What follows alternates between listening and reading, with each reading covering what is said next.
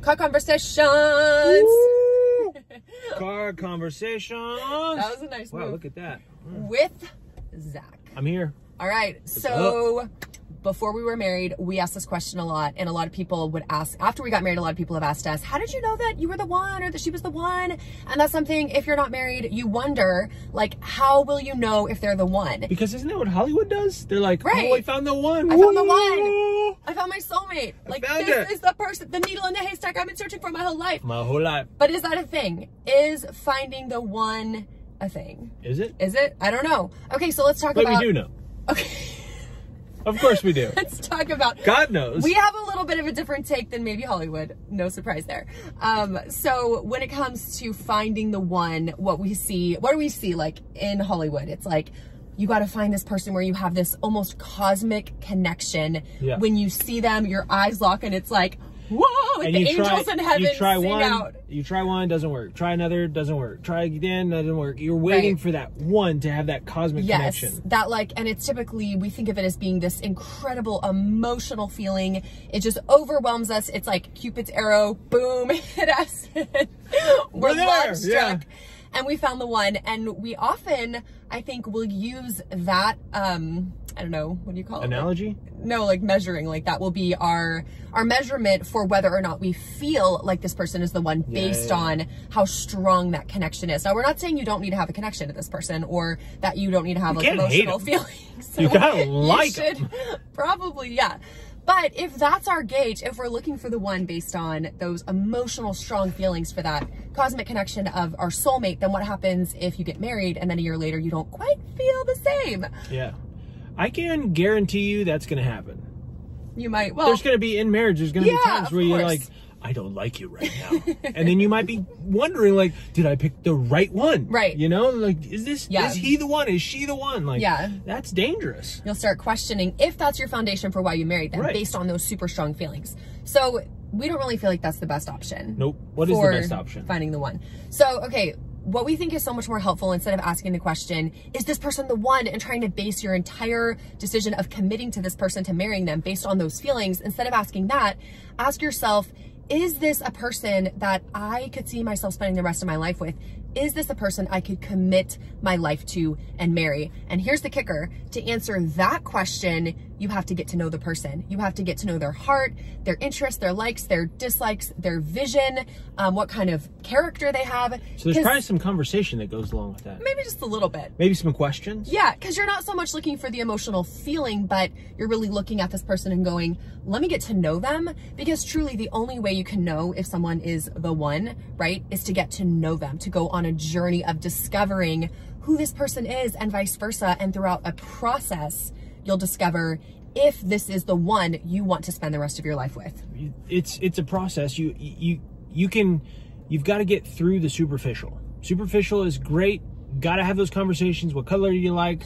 What's your favorite pizza? All that stuff. Do people ask that anymore?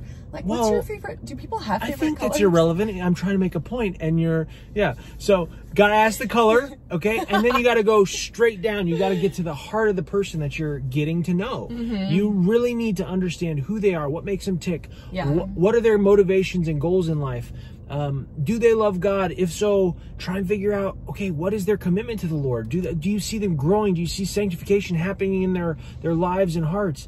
This is what you have to know about somebody, and then you can make that decision. Right. Can I see myself spending the rest of my life with this person? Can I commit to the ups and the downs of this life with this new person? The good, the bad, and the unexpected. If you missed our YouTube video, watch that Wednesday video. We just celebrated 9 years of marriage, and our marriage, has it been 100% butterflies and rainbows? No, it hasn't, but it's been awesome. Yes. It's been, I love that answer. Yes. It has been awesome. I would say we are more in love, not because we have just been basing our marriage on feelings and looking to those feelings to make our love deeper, but we decided, yes, we want to spend the rest of our lives with each other. We're committed. Okay, now we're the ones, right? We are the ones because we're married. Yeah. And as continue to invest to get to know each other, things we did beforehand, and now our marriage has grown deeper. We're more in love because we know each other better. We're more committed. The ups and downs have actually helped us grow. Yeah, and I don't want to sound like we made that decision flippantly. There was so much that went into that decision to commit to this person, right? Right. Like, in a nutshell, it was, we built a friendship. We're huge advocates of building a friendship first before you dive into romance, because romance can kind of cloud your thinking. It can make it very emotional too early on, where you're trying to be more objective, like, who is this person? What are they all about? So we encourage build a really good friendship first, and then once you discover, like, yeah, we are really in alignment, at least up to this point, to move forward into romance, then you hit romance. So for us, it was like a friendship for like a couple of months, 5 months or so, maybe more, I don't know.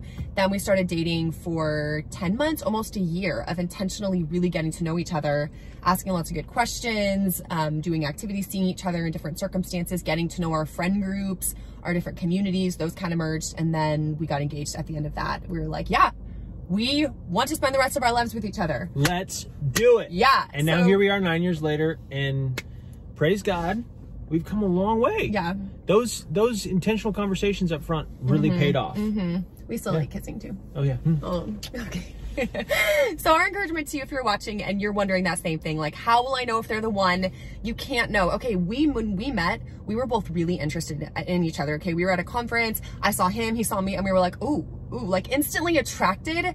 But in that moment, and by the way, we didn't get married for like 4 years after that. So we didn't even like get to know each other for a while, but we knew each other existed and we were intrigued. But there is no possible way we could have known that the other one was the one we were going to spend the rest of our lives with in that moment. Like, there were strong emotions, interest, and feelings, but we had no idea anything about the other person. None. Nothing. So there's no way you can know instantly in that moment. But we still got married, but it was a journey. Yeah, so anyways, I don't know all that to say. We hope this is an encouragement to you that finding the one isn't just a magical moment, but really a journey of intentionally getting to know the heart of the other person. And it's an exciting journey. It's a fun journey. And I bet we have something to help people do that. Yes. Tell them about it. Boom, boom, boom, boom. 136 questions to ask in a relationship.